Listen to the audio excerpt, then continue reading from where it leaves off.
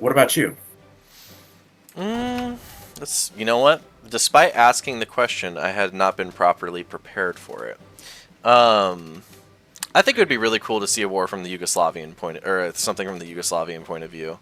Ooh, You basically that don't was see any of that. I've seen a couple of Yugoslavian movies. I'm sure that they've made some World War II stuff I haven't yet seen, and they're really good filmmakers from what I've seen. Um, and yeah, it like was the the one place that overthrew its own captives without outside help, pretty much. and then stayed independent Yeah, of everybody. despite being communist, Stalin didn't make them a puppet, and that was basically down to Tito's leadership. Uh, God, and that just I would be that would be a good movie. Like how did Yeah, because because they there's had to also fight the Chetniks at times, they had to fight the Germans, they had to fight the exactly Croats. Yeah, there's just uh, so much going on. Like they're constantly under fire, but they had mobilized a whole bunch of soldiers. Like I'm pretty sure the Yugoslavian resistance was bigger than the French resistance.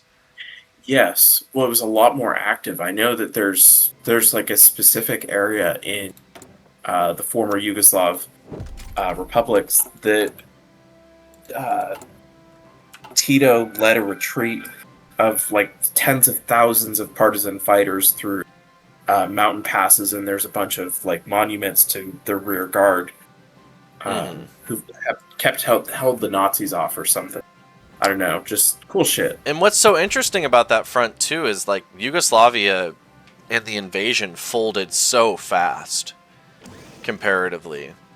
Like it Well, was, I think, a couple days before they were completely destroyed, and that's because they put all their armies on all of the borders when they're surrounded on basically every side by the Axis, instead of trying to create some defense in depth.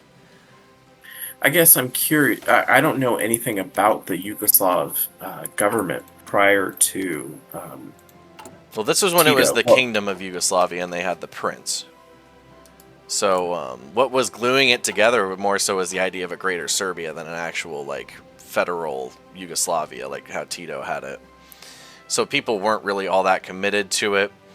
There's a lot of people who were fairly supportive of the Axis. Their military wasn't in the best places, definitely, and they weren't prepared for a modern war, basically at all. So despite having a million-man army, it crumbled